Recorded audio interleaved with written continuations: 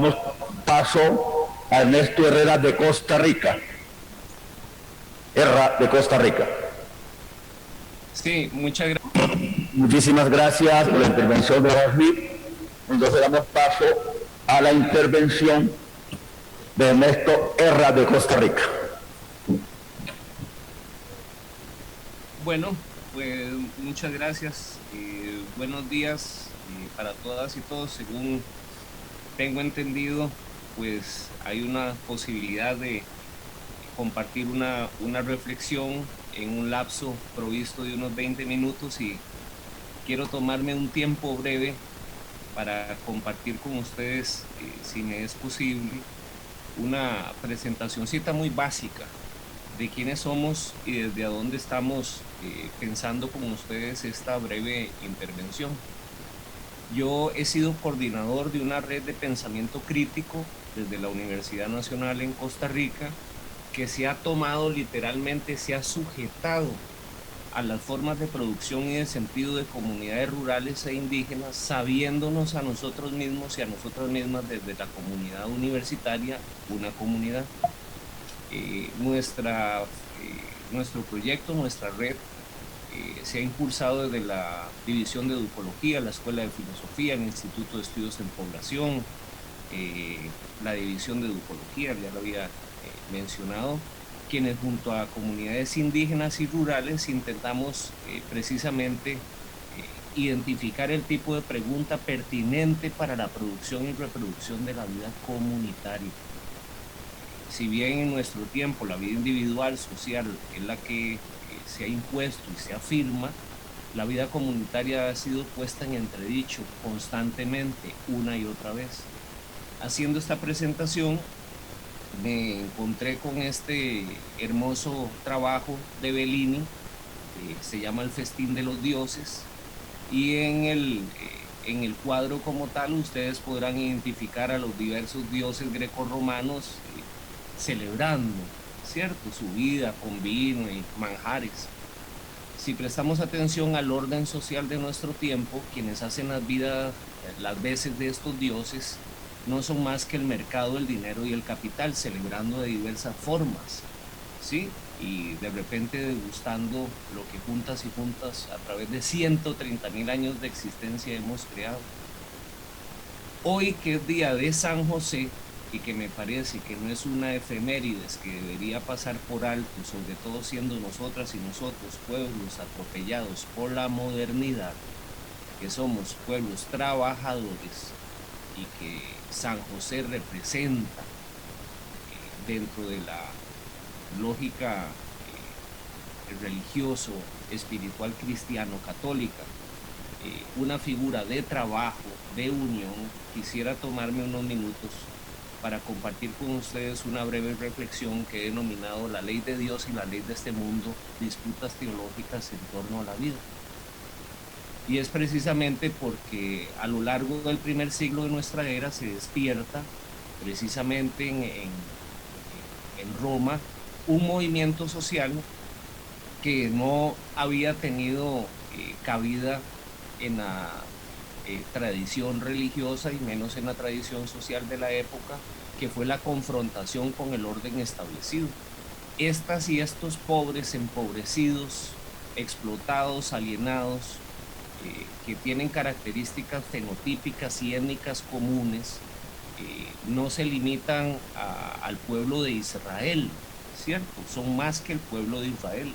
Son principalmente judíos también, pero los explotados, las alienadas, las despreciadas de nuestro tiempo no tienen necesariamente una nacionalidad. Y en esta tensión de repente nos vemos confrontados una y otra vez. En esta confrontación que se disputa entre poseedores y desposeídos era frecuente y era una característica no solo del primer siglo de la época, pero era una condición de partida que permite la organización por primera vez de los desposeídos de todos los lugares del mundo del Imperio Grecorromano. Pablo de Tarso, que es fundador de la Iglesia cristiana, tiene claro precisamente cuál es el origen de esta tensión. Habla griego, entiende griego, conoce griego, sabe de su tradición principalmente porque esta es la base de su filosofía y de su teología. Pablo conoce de cerca la tradición de dominio contenido en el proyecto político y filosófico romano. Él mismo ha sido testigo de lo anterior en carne propia. Él mismo, Pablo de Tarso, incluso se había atrevido a perseguir al pueblo cristiano. Los griegos, los helenos, han establecido una suerte de cartografía étnico-racial a partir del cual se afirman los griegos como el sujeto que es, pero siempre en función de lo que no es. Lo que no es lo asiático, lo bárbaro, lo atrasado, que es representado de alguna forma por el mismo mundo griego, por los persas, porque diferente de los griegos que tenían a la ley como el fundamento de su razón, para los griegos los persas tenían a los reyes y que dependía mucho del ánimo, precisamente con el que se levantaran los reyes, cómo se iba a terminar desplegando y efectuando la ley. Para los griegos, el nomos, la ley, está contenida en su tradición lógica, filosófica, religiosa y política. Y es el haber exaltado a nivel de autoridad esa ley, la que está contenida en la ley romana, la que de alguna forma tensa esa posibilidad de hacer efectiva la justicia por encima del cumplimiento, por el mero cumplimiento de la ley. De esta forma, Pablo de Tarso, por ejemplo, sentencia en Galatas: nadie se convierte en justo por cumplir la ley, sino por la fe que trae en Cristo Jesús. Yo pensaría que incluso para quienes en términos espirituales no estamos vinculados necesariamente con una religión, no pensar en Cristo Jesús estrictamente, sino pensar en el humanismo, ¿sí? Por eso hemos creído en el humanismo, para ser justos a través de la fe que trae el mismo humanismo, no las prácticas contenidas en la ley. Y dice Pablo de Tarso, y termina sentenciando: porque el cumplimiento de la ley nunca hará de un mortal un justo. Y yo creo que en mucho la tensión de nuestro tiempo y que experimenta nuestro continente, nuestra región colonizada, inferiorizada, una y otra vez, es precisamente la disputa entre aquello que es la justicia y aquello que es la ley.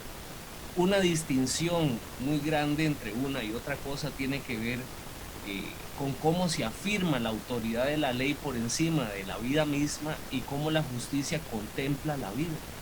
En esta disputa hemos estado 500 años esclavos, canta la canción, y es un problema, este es un elemento problematizador sobre el que nuestras sociedades y o comunidades van a tener que regresar constantemente si nuestro interés es superar los términos, ¿sí?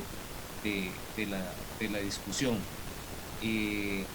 Según nuestro maestro Hinckelammer, que también forma parte de este panel, Pablo hace una distinción entre lo que es el pecado y los pecados. Ese trabajo Hinckelammer lo tiene en este hermoso texto que ha denominado La maldición que pesa sobre el alma.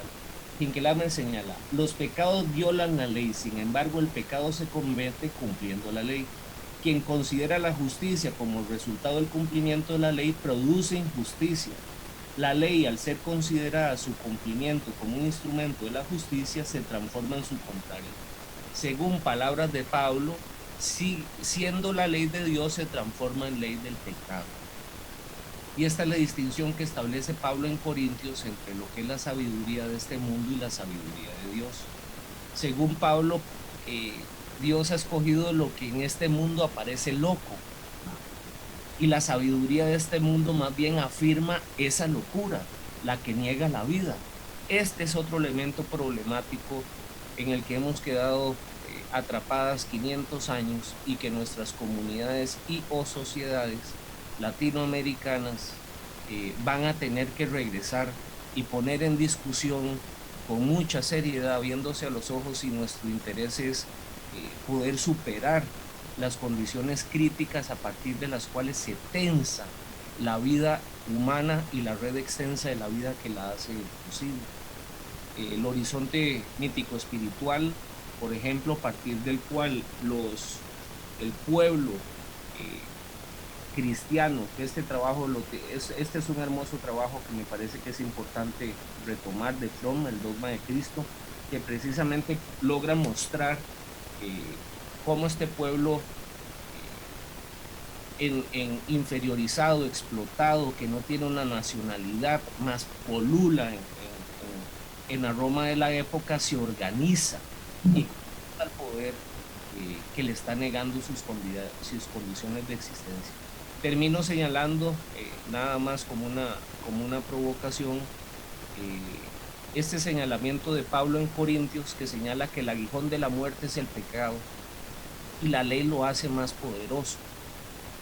Ahora hay que revisar, creo, con mucho detenimiento, en términos críticos, y viendo la crítica no como aquello que no está de acuerdo con algo, sino en el sentido de nuestro maestro Frank Gelano, que señala que la crítica no es aquello que en apariencia critica algo, se opone a algo, sino aquella actitud ética que posiciona la superioridad de la vida humana por encima de todo, poner al ser humano como ser supremo para el ser humano. Si ese es el horizonte, entonces podríamos ser mucho más atinentes, sobre todo, y lo digo con todo respeto, ya en el recinto de Colombia, ustedes que son creadores y generadores de política, ser mucho más cuidadosos en los términos críticos, a partir de lo que he señalado anteriormente como crítica, a partir del cual se construye una ley. Se trata de afirmar la vida o afirmar la sabiduría de este mundo. Por ahí de momento me voy a quedar y a la orden atendiendo sus consultas posteriormente. Muchas gracias. Muchísimas gracias a Ernesto Herra de Costa Rica por su intervención y su aporte en esta reflexión en búsqueda de la construcción de la paz y, ante todo, el compromiso de las sociedades en ese propósito de convivencia pacífica.